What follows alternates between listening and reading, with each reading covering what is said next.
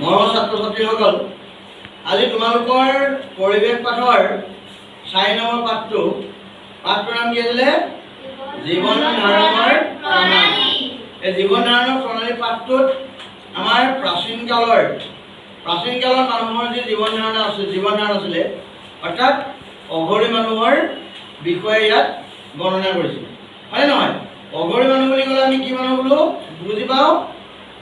যিবিলাক আমাৰ অতীতত প্ৰাচীন কালত মানুহে কি কৰিছিলে?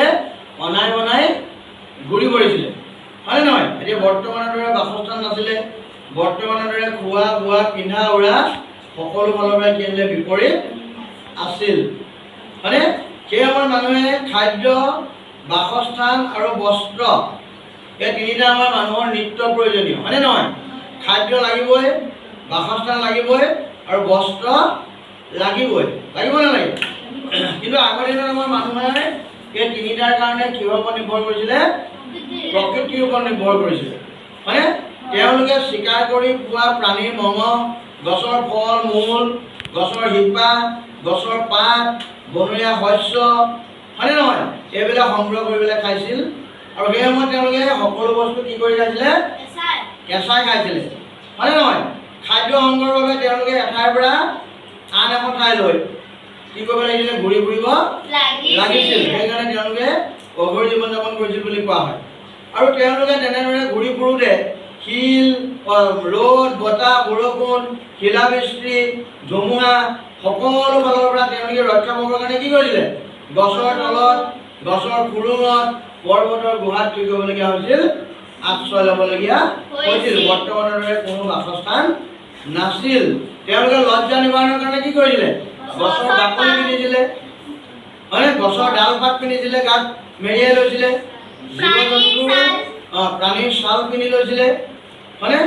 বনৰীয়া প্ৰাণী, বিষাক্ত সাপ আদিৰ পৰা ৰক্ষা পাবৰ কাৰণে মানুহবিলাকে কি কৰিছিলে? দল বান্ধি ফুৰিছিল। 1 নম্বৰ দল বান্ধি ফুৰাৰ কাৰণটো আছিলে সেইটো।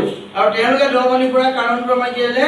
ইজনে সিজনক সহায় সহযোগ কৰা, দলৰ নেতৃত্ব দিয়া আদিৰ গুণবোৰ তেওঁলোকে স্বতঃস্ফূৰ্তভাৱে আহৰণ কৰি ল'ব পাৰিছিল। আৰু যেতিয়া মানুহবিলাকে আমাৰ এই চিকাৰ কৰিবৰ কাৰণে যায়, তোমালোকে এইবিলাক ক'ৰবাত ভিডিঅ' চালে বা আগলৈ তোমালোকে জানিব পাৰিবা, তেওঁলোকে খুব ধুনীয়াকৈ জাতি জোং হিল লৈ পেলাই নৃত্য কৰি গৈছিলে, দেখি খুব ধুনীয়া লাগিছিলে।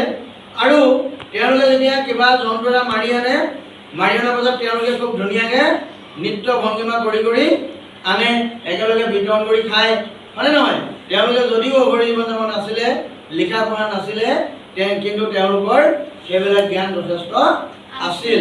আৰু যদিও তেওঁলোকে অঘৰী বা আদিম মানৱ আছিলে, তেওঁলোকে আমাক সকলোবিলাক দি থৈ গৈছে, হয়নে নহয়? আদিম মানুহে আমাৰ জুই আৱিষ্কাৰ কৰিছিলে, আদিম মানুহে আমাৰ চকাৰ আৱিষ্কাৰ কৰিছিলে, হয়নে নহয়? গতিকে এইবিলাকে আমাৰ বৰ্তমান জীৱনত আমাৰ কি কৰিছে? উন্নতিৰ পৰা উন্নতিলৈ আমাক কি কৰিছে? আগবঢ়াই লৈ গৈছে। আৰু তেওঁলোকে তেতিয়া কিদৰে হেৰি কৰিছিলে? মানে শিলৰ টুকুৰা কি কৰিছিলে? শিলে ঘঁহাই পেলাই তেওঁলোকে কি কৰিছিলে? জুই আৱিষ্কাৰ কৰিছিলে, হয়নে নহয়? আৰু জুই আৱিষ্কাৰ মানৱ সভ্যতাৰ অগ্ৰগতিৰ এক বিশেষ অধ্যায় বুলি আমি ক'ব পাৰোঁ। আদিম মানুহে বিভিন্ন কাম বন কৰিবৰ কাৰণে শিলৰ দ্বাৰা নিৰ্মিত কিছুমান সঁজুলি ব্যৱহাৰ কৰিছিলে, হয়নে নহয়? শিলৰ দ্বাৰা নিৰ্মিত সঁজুলি লৈছিলে। তেওঁলোকে চিকাৰ কৰিবলৈ, খাদ্য বস্তু কাটিবলৈ, গুৰি কৰিবলৈ, ছবি আঁকিবলৈ শিলৰ জোঙা মিহি সঁজুলিবিলাক তেওঁলোকে কি কৰিছিলে? ব্যৱহাৰ কৰিছিল। আজৰি সময়ত তেওঁলোকে যেতিয়া চিকাৰ কৰিবলৈ গৈছিলে, সোনকালে তেওঁলোকে চিকাৰ পালে আনি মেলি খাই বৈ তেওঁলোকে আজৰি সময়তো মনৰ কি কৰিছিলে? আনন্দ প্ৰকাশ কৰিছিলে, স্ফূৰ্তি কৰিছিলে। তেওঁলোকে গুহাবিলাকত দৈনন্দিন জীৱনত কৰি থকা কিছুমান কাম, যেনে চিকাৰ কাৰ্য, নৃত্য আদি তেওঁলোকে কি কৰিছিল? ছবি আঁকিছিল। আৰু তাৰোপৰি তেওঁলোকে চৌপাশে দেখি থকা বিভিন্ন ধৰণৰ চৰাই, জীৱ জন্তু, গছ লতিকা আদিবিলাকৰো তেওঁলোকে কি কৰিছিলে? ছবি অংকন কৰিছিল। তাৰপিছত সেই সময়ত তেওঁলোকে গোটেই যিকোনো কামৰ ক্ষেত্ৰতে তেওঁলোকে শিলৰ ব্যৱহাৰ কৰিছিল কাৰণে সেই যুগটোক কি যুগ বুলি কোৱা হৈছিল? শিলৰ যুগ বুলি কোৱা হৈছিল।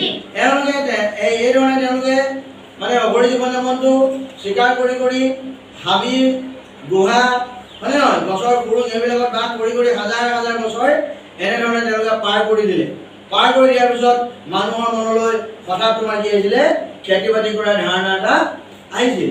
তেওঁলোকে যেতিয়া অনাই বনাই তেনেকৈ ঘূৰি ফুৰিছিলে, ঘূৰি ফুৰোঁতে তেওঁলোকে কি দেখিছিলে, কেতিয়াবা হাবিৰ মাজত কেতিয়াবা তেওঁলোকে গছ দেখিছিলে, যে গছৰ পৰা গুটি সৰে, গুটিৰ পৰা গছ হয়, হয় নহয়? আকৌ সেই গছৰ পৰা গুটি লাগে, তাৰ পৰা ফল খাবলৈ পায়। তেতিয়া তেওঁলোকৰ মনত এটা খেতিৰ ধাৰণা এটা তেওঁলোকৰ মনলৈ আহিছিল।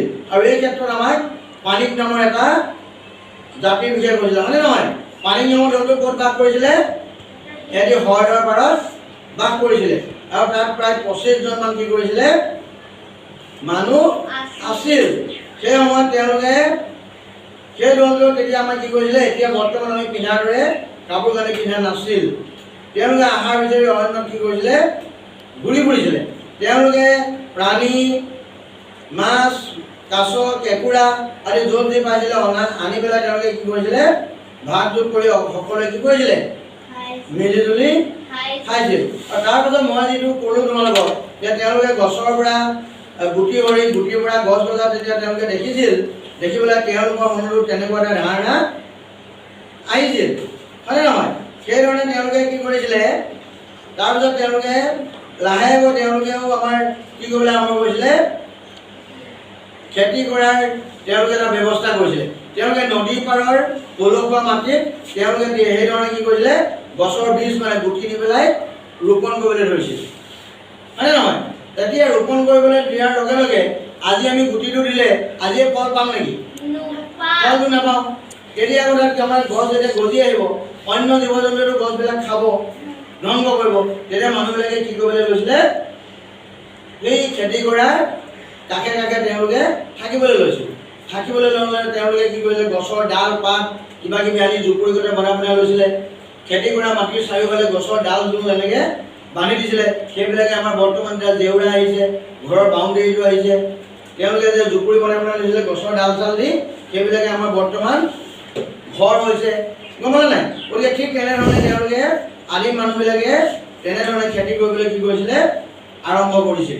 আৰু তেতিয়া আদিম মানুহবিলাকে আমাৰ কিছুমান প্ৰাণী পুহিবলৈ লৈছিলে নহয়, হয়নে নহয়? বিভিন্ন ধৰণৰ তেওঁলোকে প্ৰাণী পুহিছিলে, গৰু, ছাগলী, গাহৰি, হয়নে নহয়?